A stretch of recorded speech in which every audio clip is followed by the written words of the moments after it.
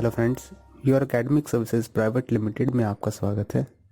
पिछले सेशन में हमने माईसीक्वल के फीचर्स और बेनिफिट्स की जानकारी ली थी, जिसमें हमने देखा था अगर आप माईसीक्वल में काम करना चाहते हैं तो कुछ इंपॉर्टेंट टर्म्स की जानकारी आपको होनी चाहिए।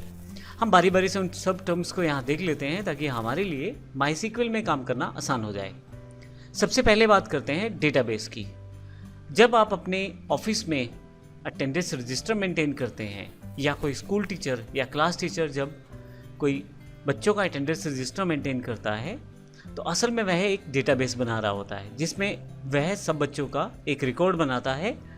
स्टूडेंट का नाम है, उसमें रोल नंबर है, वो कौन से दिन आया कौन से दिन नहीं आया, इन सब चीज़ों की जानकारी वह स्टोर करके रखता है।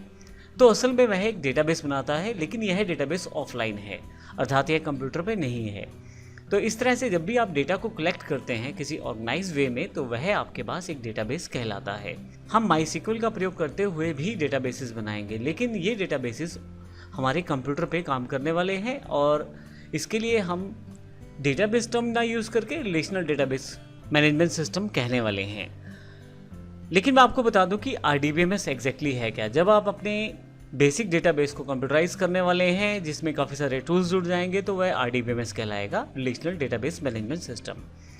अब असल में आपके पास काफ़ी सारे RDBMS पहले से अवेलेबल हैं, जिसमें माईसीक्वल जो हम सीखने वाले हैं, SQL सर्वर जो माइक्रोसॉफ्ट का प्रोडक्ट है, ओरेकल कॉर्पोरेशन का प्रोडक्ट है, और माइक्रोसॉफ्ट एक्सेस जैसे RDBMS का प्रयोग कर सकते हैं आप अपने ऑफलाइन डेटा को ऑनलाइन डेटा या अपने कंप्यूटराइज डेटा में स्टोर करने के लिए।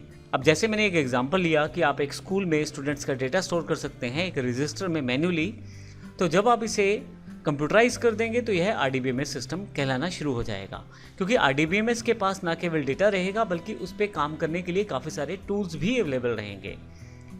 अब यहाँ पे इंपॉर्टेंट बात यह है कि RDBMS डेटा स्टोर कैसे करता है।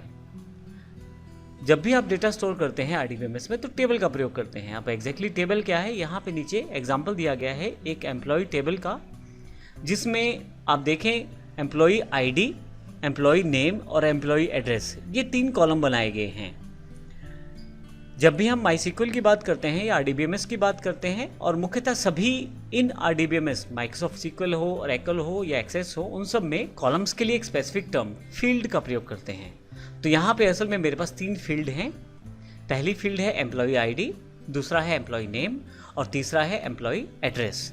तो असल में मैंने 3 फील्ड्स यहाँ बनाई हैं। तो हमारे पास टेबल में जब भी डेटा स्टोर किया जाएगा तो फील्ड का प्रयोग किया जाएगा, अर्थात कॉलम्स का प्रयोग किया जाएगा।